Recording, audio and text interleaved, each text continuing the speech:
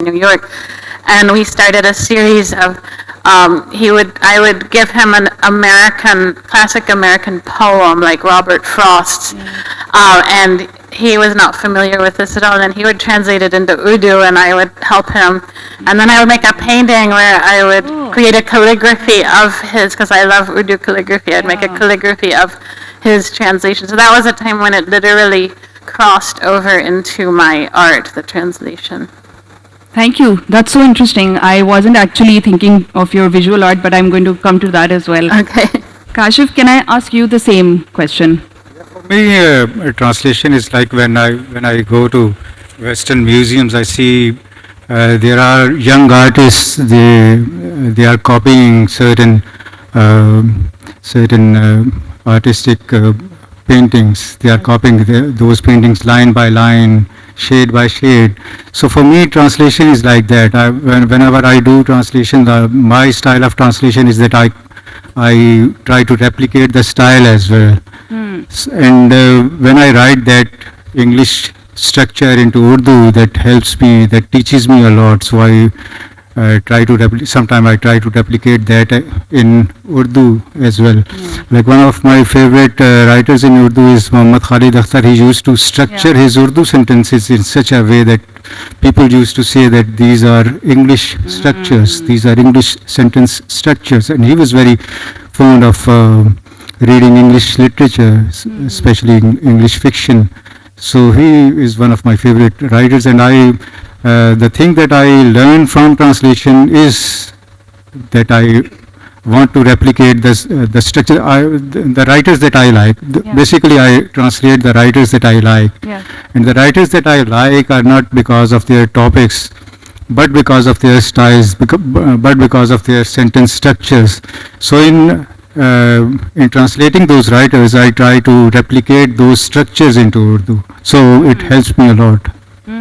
You mentioned Khalid Akhtar, and he's been one of those writers who's been instrumental for me as well. Just, I think when I started translating, his Bilal Tanveer's translation of his book was one of the first translations I read, and it was exactly a superb translation. And structure, so the rhythm and the structure of language is what moves you. And the sentence structure as well. The sentence structure. Because in Urdu there isn't a multiplicity of structures. There isn't I think, as far as I think, there isn't a multiplicity of sentence structures, and there isn't a multiplicity of styles as far as the fiction is concerned. I'm not talking about the poetry. Urdu poetry is hugely great, I think. But in fiction, we have to learn many things from the Western fiction, and one of these things is the style, and the style of different writers, the different structures of their sentences and their paragraphs and their plot structures. We have to learn many things from them. So in translating these writers like Milan Kundera, like James Joyce, who is very difficult to translate, they teach quite a lot. Yes, I'm sure, absolutely. Huri, same question for you, and I'm thinking both of your translation work, which we were just speaking about before we came to this panel.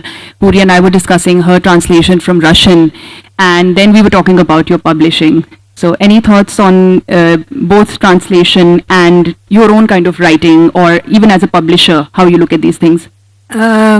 So thank you, but just to put you straight, I'm not a writer, and one translation doesn't make me a translator.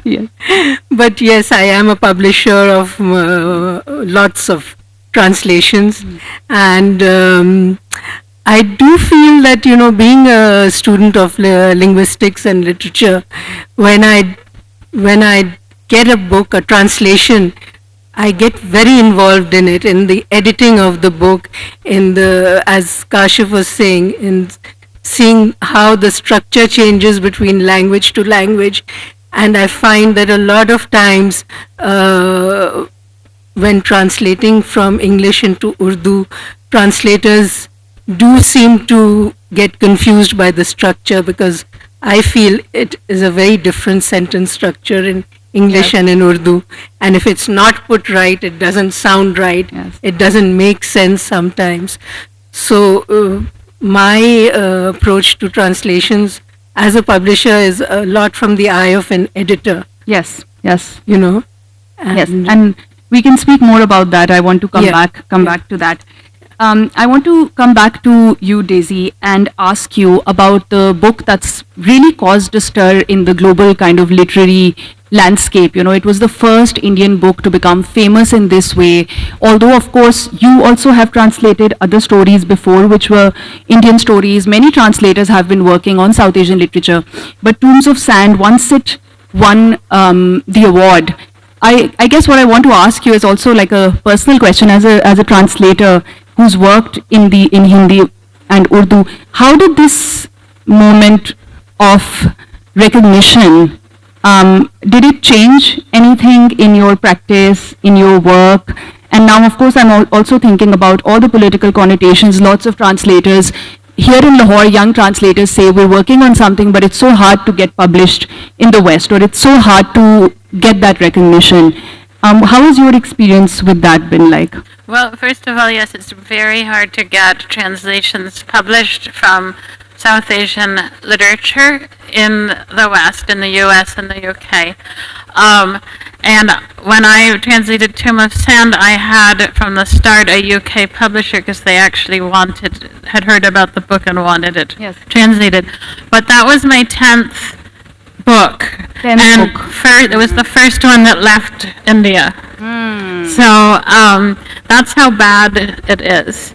And since then, because of my recognition, I've been able to get more books placed in the US and the UK, but it's still not very easy. There's not an openness to the literatures, and even, you know, for example, it's not enough that I won a big award. They want like things that are just like Tomb of Sand, which there is nothing like. So like thematically, like Tomb of Sand? Yeah, like with crazy, I mean, we've been talking about sentences and experimental writing, and that writing is very experimental, and the sentence structure is crazy, and the author is, you know, breaking all the rules in terms of grammar and making up words and kind of messing with plot and all these things.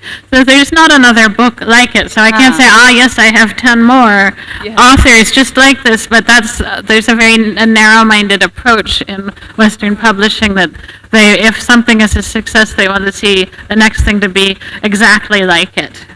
So if you bring out a unique book, it maybe opens some doors, but it doesn't open enough doors. Kashif, I want to turn to you, and Kashif's novel Char Darvesh or Ek Kachfa was translated into German, and it was launched in 9 cities in Germany this year. So it's been very popular, and I mean, it's wonderful to hear of an Urdu novel becoming popular in this way. How was the process for you? What Daisy has just spoken about is the narrow-minded approach in Western publishing that doesn't allow a great deal of variety in terms of diverse voices to filter in when it comes to the translation stage. So how was it, the experience of for getting this book translated and actually for it to become this kind of successful implementation of a translation? How did that happen for you? Yeah, first of all, it was a pleasant news that somebody whom I didn't know, Miss Elmuth Degener, she got my number and she contacted me and she said that she had got my novel in Urdu from Islamabad, and she had bought some other novels as well, but she said that only that novel was the one that she kept reading. So now she wanted to translate it, and she thought that I must be asking her for so many thousands of euros, but I said that it's already a pleasant news that you want to translate that, and it was a very pleasant experience. I went there and I met her, and she's a very diligent translator, and her interest in languages is very vast. She knows about, I think, whatever language I suggested to her, she knew that language. She knows about 15 or 16 languages. Really? Yeah, many languages. Prolific. Yeah, prolific. Oh, wow. Yeah, multilingual. So, and she knows Persian, she knows Hindi, she knows Urdu, she knows Pashto, and she has done research on languages which are little known to me as well, like like languages which are spoken by some thousand people. like in China, or like in some far-flung area of Afghanistan as well. So it was a very pleasant experience, and it was also a pleasant experience to meet people, because they're in a small city, Willigst, in Germany. We went there. There was a festival there. And the pleasant thing there in Willigst was that they were not concerned about the enormity of people, the enormity of participants coming there. So they had registered some people who were academics and students, and there were only about 24 people, and they were not concerned about the popularity of their festival. That was a closed festival. So we spent 3 days there, and it was very pleasant talking to all those academics and students, and the students were those who had read my novel in German. So it was a unique experience to hear from them about my own novel, and hear from people who came from German background. So their questions were also very different from the questions that I used to be asked in Pakistan. So it was altogether a pleasant experience, and the experience of meeting so many people and talking to them, and also traveling along so many cities and meeting so many people, and also the interest that they shown in Pakistani writings, that was unique. I was expecting that the Commonwealth countries should have more interest in Pakistani writings, and especially Pakistani writings in Urdu. They do have interest in Pakistani writings, but I think that they are more, the English writings of Pakistan are more known to them, more known to the Commonwealth countries. But I feel that the real experience of Pakistani living, the real experience of Pakistani society and the Pakistani history is there in our Urdu literature, in our Urdu fiction and our Urdu poetry. So that's a thing that Commonwealth countries, the people in Commonwealth countries should think, and Daisy is one, and Daisy is interested in South Asian literature, and she has successfully translated some books as well. So people like her are exemplary, and I think they are commendable. And altogether that experience in Germany was quite pleasant. Yeah. Absolutely, congratulations on that. And I mean, I think it's very heartening, and it makes us optimistic as writers, right? As people who are trying to get on this path, which some of you are on, to hear that there is some success. The picture is not entirely bleak. We've heard somewhat from both of you from the side of writers. I want to turn to the publishing side now and think कि जब एक Pakistani publishing press के पास एक किताब आती है और वो एक translation होती है, what are some of the things they think about in making that crucial decision? Am I going to publish this? And Huri, I want to ask you this from a publishing angle, with you have considerable expertise and years of experience with your press. What are some of the key considerations that you take into account when you look at a work in translation and you consider publishing it in Pakistan? So, just like any manuscript which comes, even if it's not for translation, the first thing is to see what the topic is, what the subject is, how interesting it is, for this, for the local reader. Yeah. And then, of course, if it's a translation, you have to see which language it has been translated from. Is it translated from the original language? Is it a second translation? If it's a second translation, like, you know, we published The Vegetarian recently from the English translation, not from the Korean. Yes. So I had to see, you know, who the original translator was. Yes. And how well known. Of course, she was a very well known translator who also got the Booker Prize for her translation. Yes. So that, of course, plays a part. Then the translation itself. If it's a first time translator, then again I have to see how well it's translated. Is it, even if it's not perfect, can it be redeemed through editing, or can it be redeemed through talking with the translator, going over it, you know, if the topic is so interesting that it's holding my interest and I really want to publish it.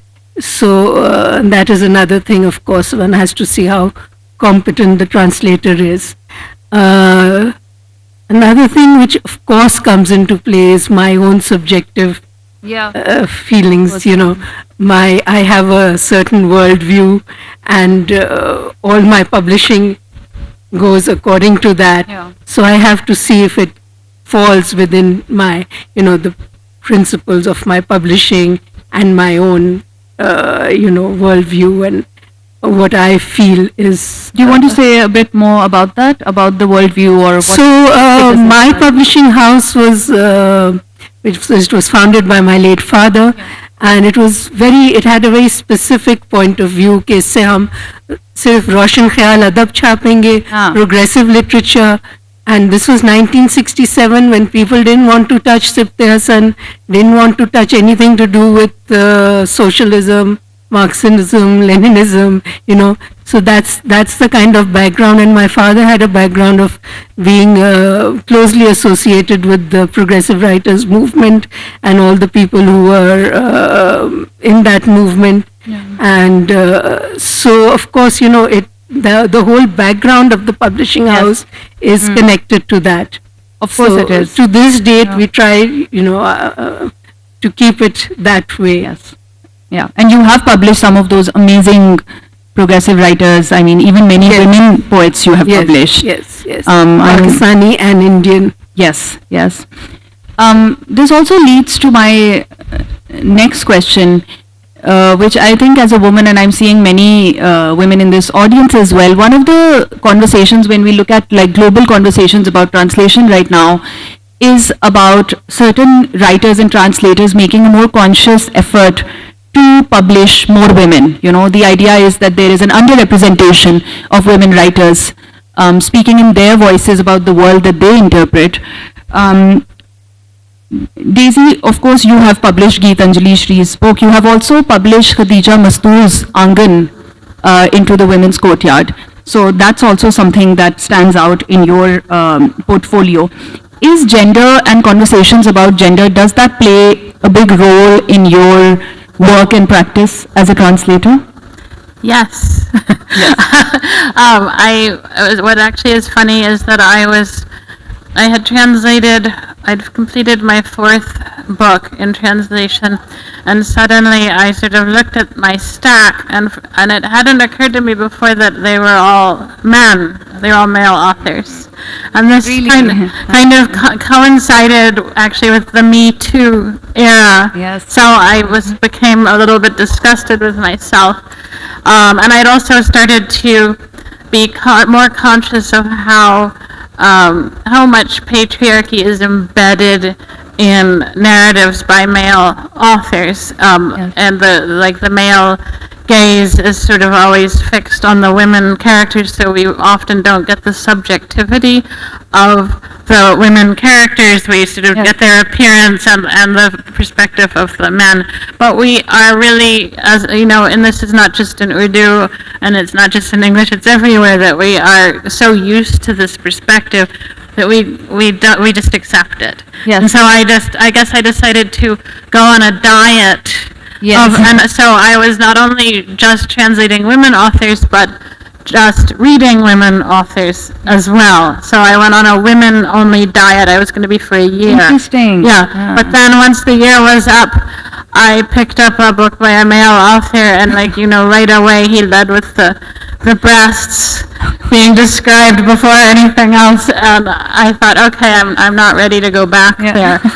So since then I've only translated female authors, and what I love about because as a translator, as I said, you get 10 drafts or whatever, you're like deep into a work, you read it again and again and again. I love seeing all these women's subjectivities brought to light, and translation is a kind of an inherently political act, in my opinion, because you are choosing to open up a perspective, open up a window, say, into of one culture into another. So you're sort of building a bridge, or giving people the opportunity to see other things. So I have chosen to open up these women's worlds, and I find that now I'm not going back. Yes, please. From Daisy. When I was reading a travelogue by Bill Bryson, I was thinking that he is writing just like our Mustansir Hussain Tarad with the same male gaze. So the male gaze is not a problem which is specific to Yeah. Pakistani Indian Yeah, writing.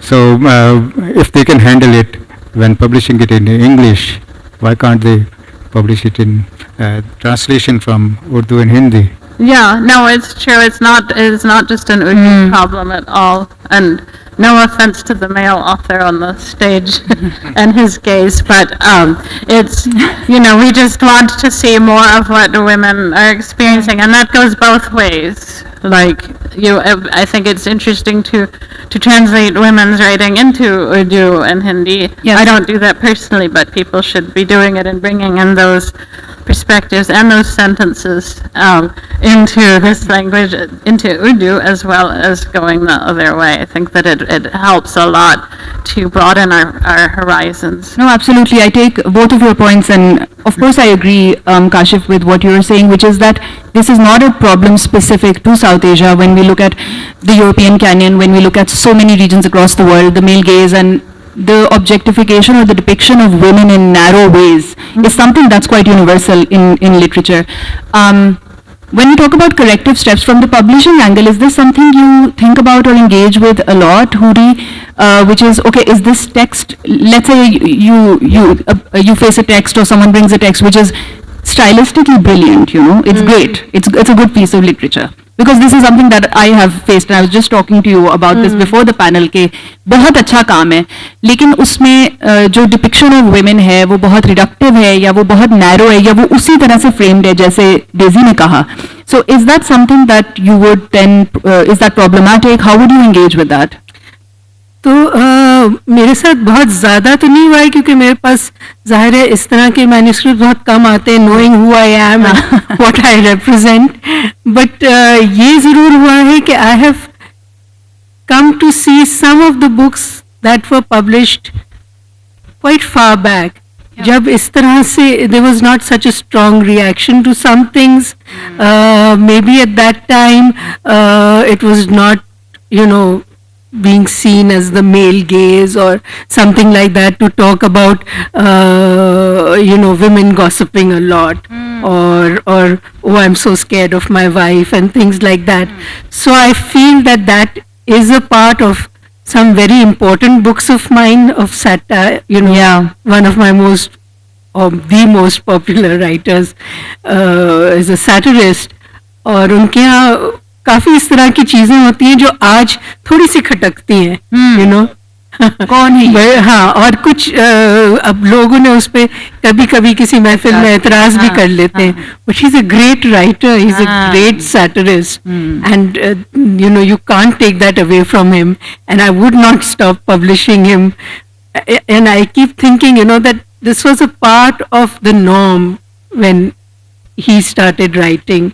Yeah. It's not that anymore. Maybe if he was now writing, he would be more aware of this and not put it like that. And he's, so, and in his, in my personal interactions with him, I never found him to be, inappropriate, in any way. or anything.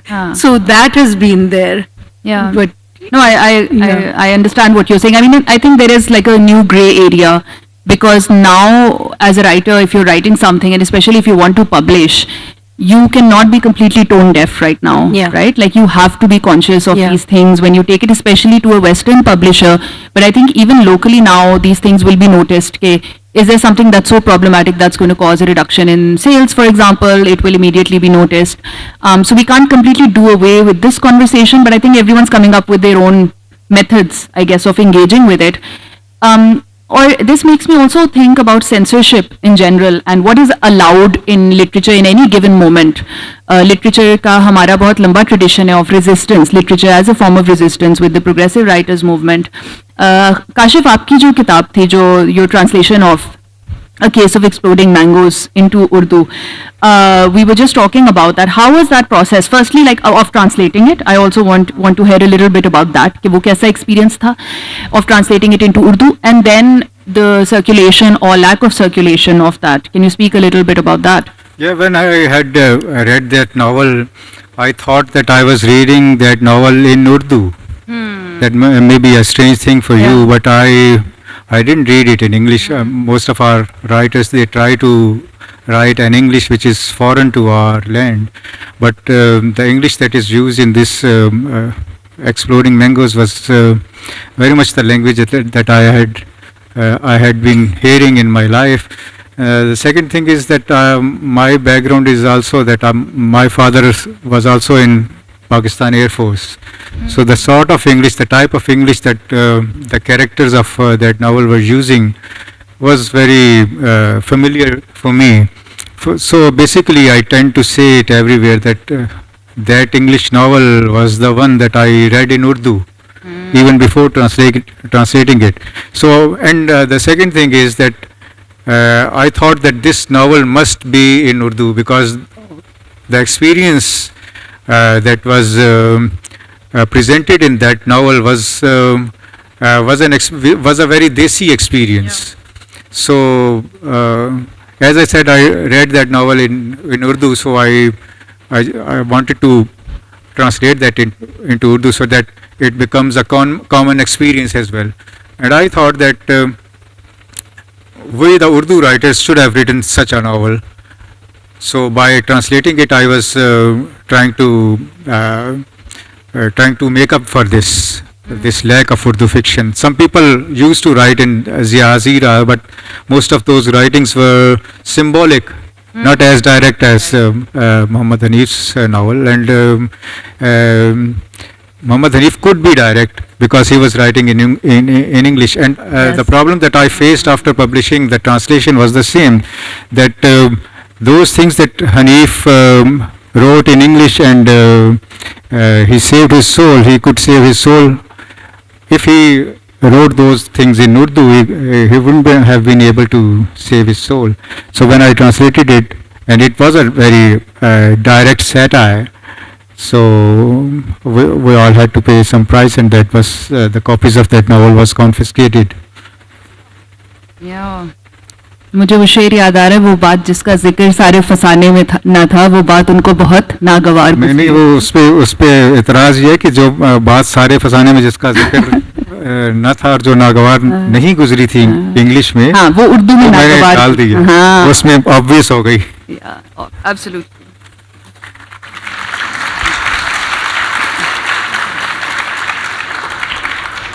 I think यही तो बात है कि जब आप उस जबान में बात करते हैं जो अगले की जबान है, तो सब कुछ I think it's like laid bare, it's completely naked, which is why I feel like when I talk to other friends who are writers right now in Lahore and they're bilingual like all of us, तो वो बहुत से कहते हैं कि हमारे लिए English में लिखना इमोशनल ऑनेस्टी से आसान है और उर्दू में मुश्किल है, which is unfortunate also because they don't feel that they want to face certain things, emotional truths, etc. In Urdu उनको लगता है वो बहुत straightforward होगा. English provides some kind of cognitive or some kind of barrier that allows them to write in some kind of paradoxical way. नहीं, उसमें जिस चीज़ पर एतराज़ था उस नावल में, वो गालियाँ थी जिनको मैंने इंग्लिश से उर्दू में ट्रांसलेट कर दिया था.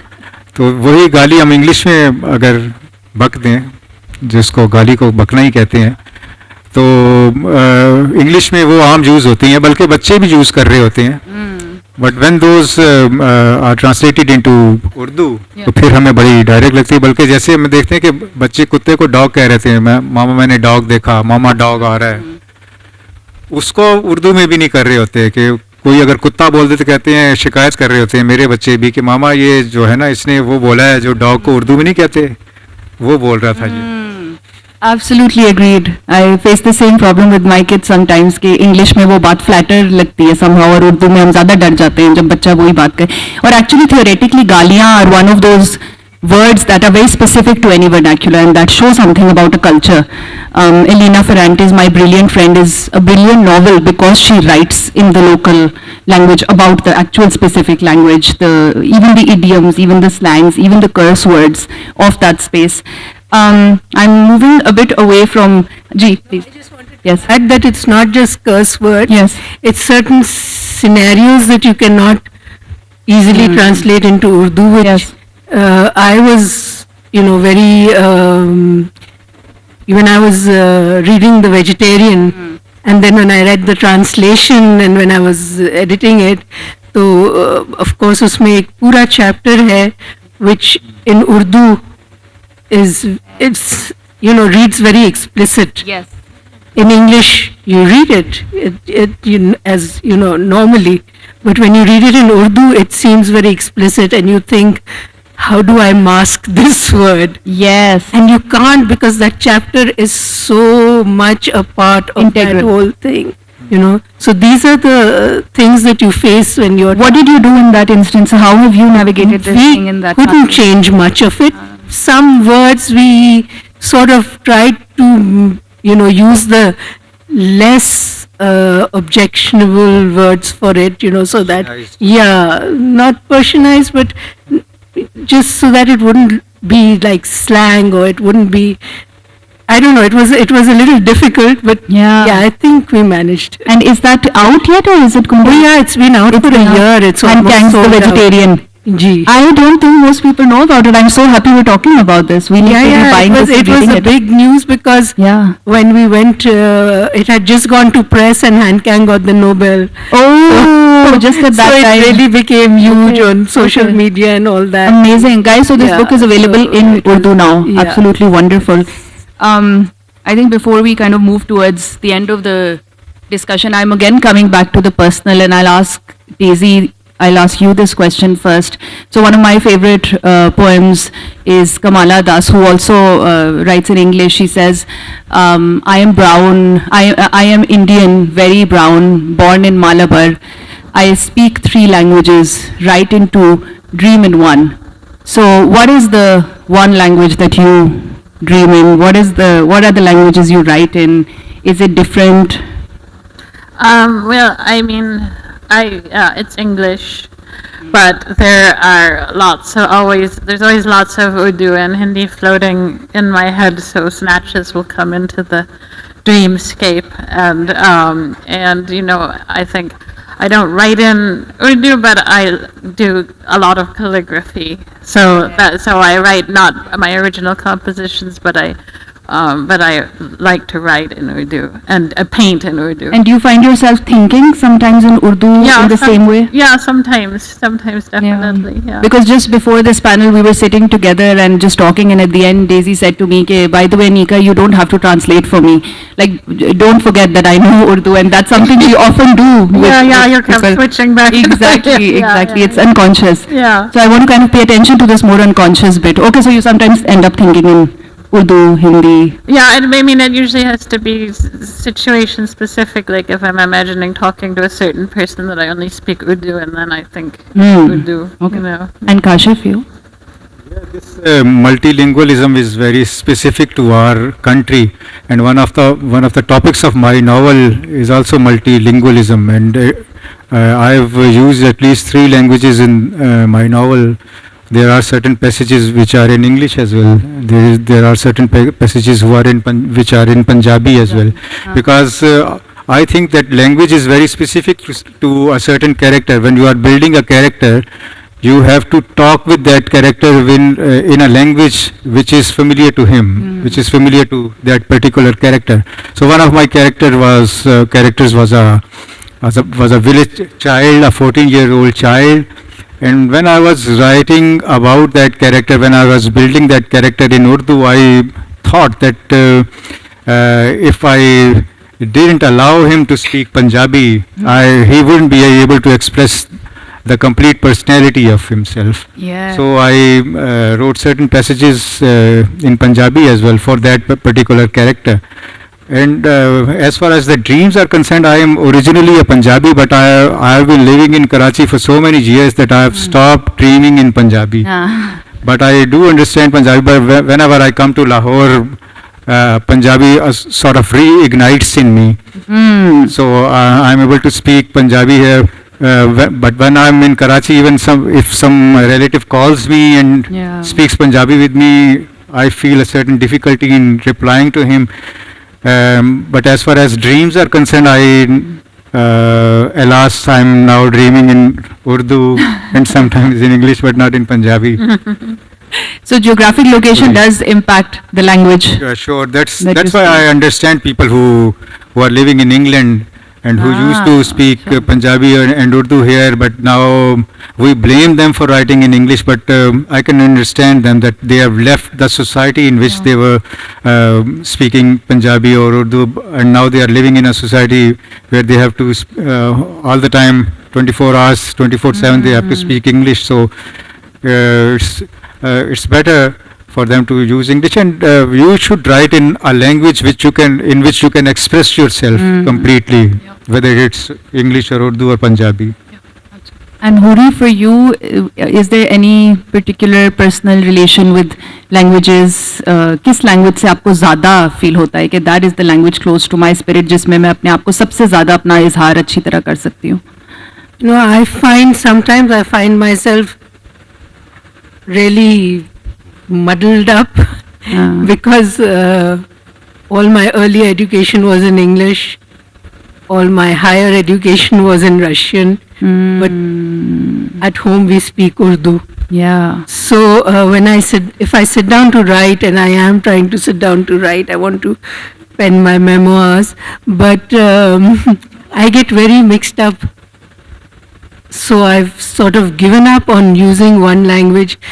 In fact, I was mentioning this to Zaira Nigar Sahiba, and she said, "Beta, तुम जो तुम्हें जिस वक्त लगे उस ज़बान में तुम लिख लो, फिर बाद में देख लेना when you're putting it together as a book." तो अब मैं यही करती हूँ कि मैं उर्दू में आ रहा है तो उर्दू में लिखती हूँ, इंग्लिश में आ रहा है तो इंग्लिश में, रशियन में नहीं लिखा है अभी तक, और ख्वाब मैं उर्दू में देखती हूँ. My final question for this panel is, why is it important for us to read works in translation? I think I see a lot of students in this audience also, like this whole supposedly dry topic of translation. हम क्यों इस पे panel करें, क्यों ये ज़रूरी है कि हम ये बातें करें? मैं आप तीनों से पूछना चाहती हूँ कि क्या ट्रांसलेशन का रेजिस्टेंस से कोई ताल्लुक है? Why is it important to enlarge our worldview or read, like go beyond what is familiar to us and the 2 or 3 known authors, but actually venture out of our space and read works in translation?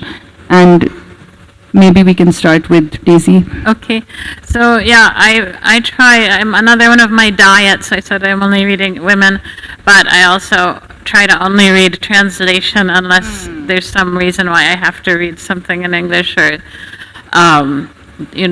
like there's a really important book that's just come out. But otherwise, I try to only read in translation, and the reason for that is I think that translation just stretches our imagination. Like the translators had to go through so much stretching to create the language of the translation, and it makes you see language in a different way, but also culture. And what I like to say is that the translations are sort of like eavesdropping on a conversation that's not meant for you. And that is just so mind-boggling that that's possible, that you could listen in to all these different conversations that are so far outside of your own world. So it broadens our minds and it broadens our horizons. And so I don't think that translation is a dry subject at all. It's very exciting and transgressive because it takes us over borders that we are not necessarily able to cross physically. But we can cross them mentally, and we become better for it. Thank you. That's a lovely answer. Thank you. Kashif. Yeah, I think translation is very important because of 2 main reasons. One is that for me, the experience of living is very important.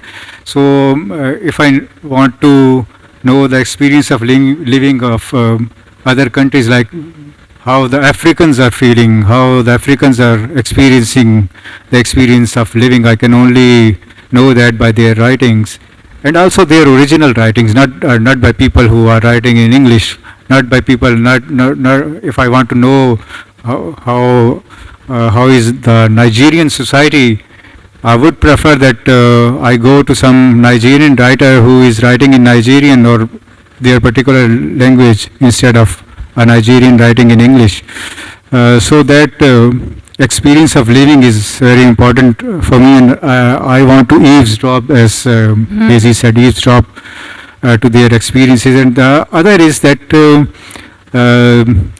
the multiplicity of structures that different countries and different cultures and especially different languages have experienced because of so many writers. So when I am reading those writers in Urdu, I sort of experience the replication of those strange structures, in which they have written down their experience of living. So that's how it's very important for me. And also it's very important that I go towards the translators who are very keen, diligent translators, so that I've got a honest translation of a novel or of a piece of art. That's also very important, that I go towards a very honest translator, like Muhammad Salimur Rahman is one, like Asif Farrukhi Sahab was one, like Ajmal Kamal is one. So it's also very important to go to a very honest translator. Thank you, honest translator. Huri, I think, of course, both of them have said it, and I can only reiterate that if not for translation, we would be living in this very narrow world, not knowing what is happening, in the minds of peoples from other cultures, other parts of the world. As Kashif said, is their lived experience the same as ours? If it's different, why is it different? And the importance is, even if we take the two examples of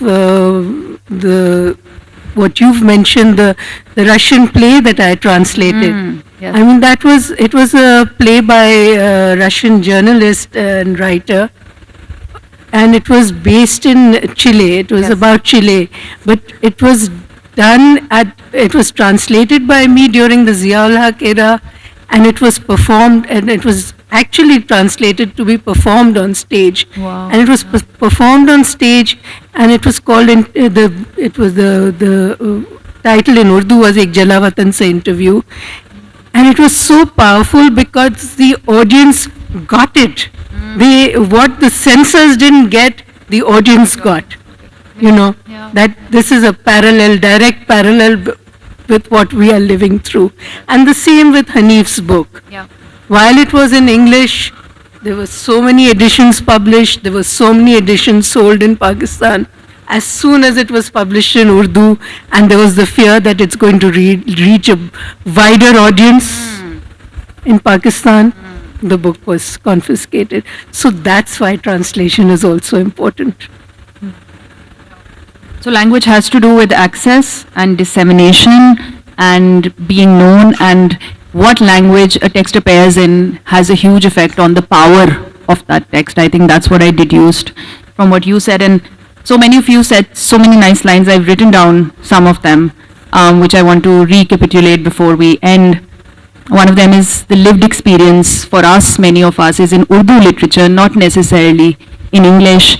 Another is translation as a way of eavesdropping on other cultures, on other people's lives, on other worlds that we don't know. Translation stretches our imagination, you said. And I've written Muhammad Hanif could be direct because he was writing in English in Pakistan, which leads us to think about a lot of things. And on this note, I'd like to thank all of you for joining me on this. This has been absolutely wonderful. Thank you.